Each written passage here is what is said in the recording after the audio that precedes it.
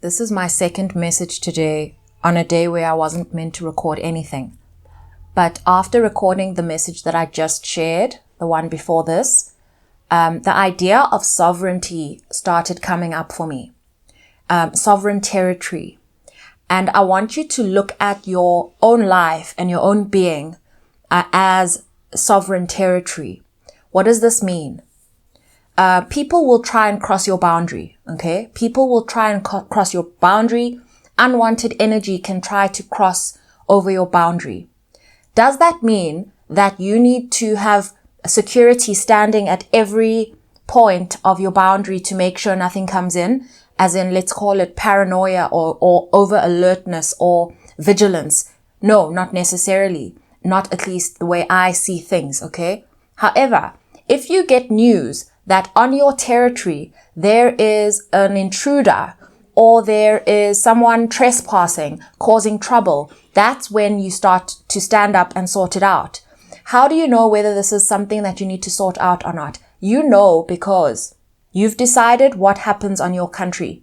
Okay, you have made rules for yourself. This can be called mindset, whatever it is.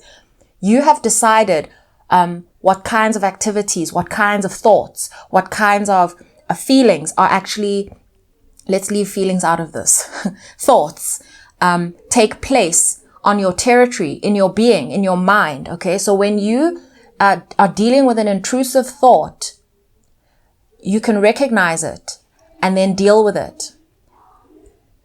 If you have told yourself that you're going to start working on a project or a creation and you're starting to deal with all these distractions or whatever it is, okay, you can deal with the distractions. This is not about like getting the entire army out and pushing everything away. And, even because sometimes it's your own body and your own feeling that's not agreeing with what you decided you're going to do. Again, please excuse all the noise in the background. This was not a recording day. And it kind of just is what it is. And so this is pretty much to say that if you consider it, let's give it an opportunity to consider things this way.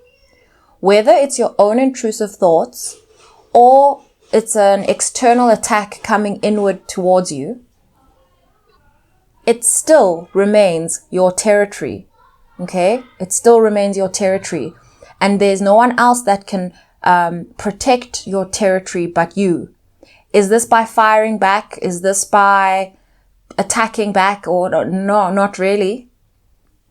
It's to say that in truth, things can't happen on your territory without your consent.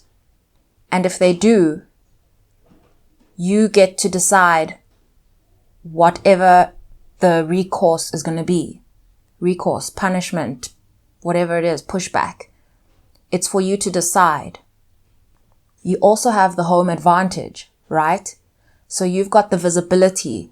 It's your power, it's your place, it's your home.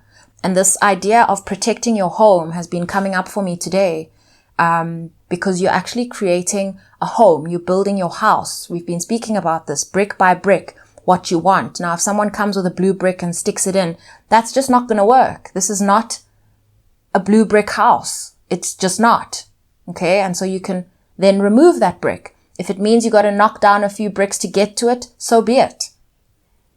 I'm also going to tell you something else about this particular message. This one here is that so many times, like listen to the banging in the background, but so many times I've thought to myself, don't post this. Throughout this message in particular, I keep hearing, don't post this. Don't be so, don't insist on your own way of thinking. Not everyone sees things the way you see them. These are intrusive thoughts. These are intrusive thoughts. I can't tell you how many times I pulled out my recorder and actually just wanted to delete the entire recording, just sitting here right in front of it. And so I realized that it's very important that you recognize your authority over your own territory. Whether it's a person or a thought or anything. Because actually, again, I think maybe the focus here is like on spiritual attacks. Again, if there is a spiritual attack, your ability to perceive it from your perspective, from the inside out, without evidence, says you have home advantage. You have visibility. You can feel it. You know it's there.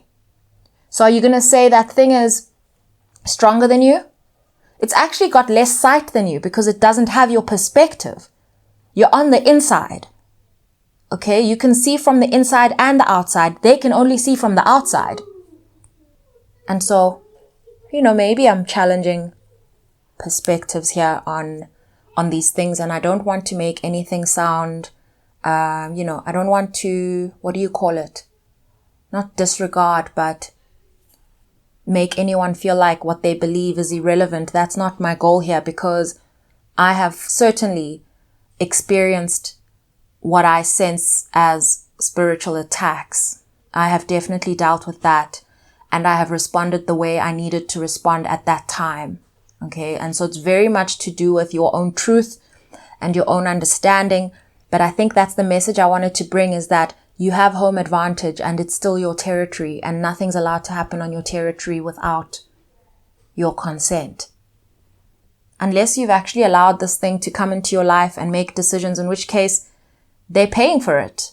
And so if they're not paying for it and you're not aware of them paying for it, they're trespassing. I'm going to leave this here, but I believe it forms a part of the message that I just shared around this new creation that you need to nurture, because it's going to require a sense of protection and your own authority and understanding that in order for there to be protection, you need to take ownership of your position as the protector.